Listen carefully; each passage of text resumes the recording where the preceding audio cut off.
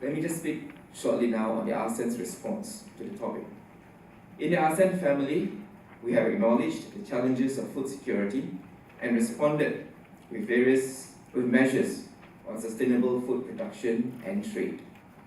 The ASEAN Integrated Food Security, or AIFS framework, which was adopted at the 14th ASEAN Summit in 2009, is supported by the Strategic Plan of Action on Food Security in ASEAN, which is to ensure long-term food security.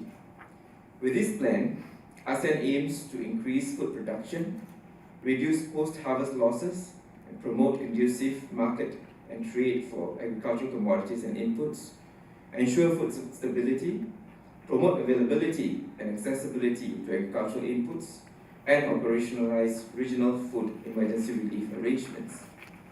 However, ASEAN governments cannot effectively achieve food security on their own. We will need to work with our strategic partners to augment our policy framework and measures on food security. As a case in point, in 2002, ASEAN started the ASEAN Food Security Information System, or AFSIS, project in collaboration with China, Japan, and South Korea to strengthen food security in the region through the systematic collection, analysis, and dissemination of food security-related information.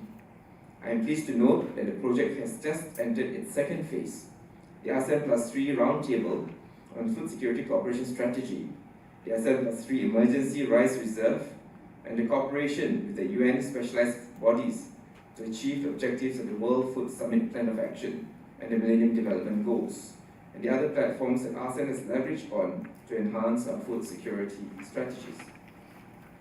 Equally important is the role of the private sector in ensuring food security in ASEAN. Through long-term investments in infrastructure and technology, the private sector has the ability to shape ASEAN's agricultural sector, improve its productivity, and provide jobs for our people. I hope this conference will provide a useful platform for ideas and innovations to encourage more public-private partnerships to tackle the global issue of food security. Let me share with you Singapore's experience. In Singapore, food security is of greater relevance as we import most of our food. We are particularly vulnerable to global food supply and price fluctuations. Hence, we have adopted a twin strategy of strengthening our food source diversification and developing strategic local agricultural sectors. At the same time, in order to tackle the food security issue, Singapore recognizes that the public sector cannot do so on its own. We need to involve the private sector to invest in production capacity as well as in research and innovation. Through government facilitation, our companies have participated actively in overseas missions to explore trade opportunities and potential for contract farming at new sources, carried out new networking and business matching with potential overseas investment partners, and studied new agricultural and food production technologies locally and overseas. In addition, we have launched a food fund to support food diversification and food capability development to enhance Singapore food supply's resilience.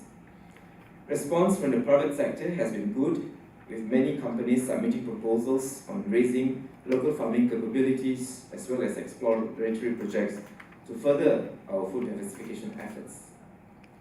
Let me conclude by reiterating that food security is best addressed by greater and closer collaboration amongst different stakeholders in the agricultural value chain, which include the private and the public sectors. To this end, I believe this conference will facilitate a useful sharing and exchange of insights and ideas to achieve our common goal of ensuring food security for all. I wish you a fruitful conference ahead. Thank you and have a pleasant evening.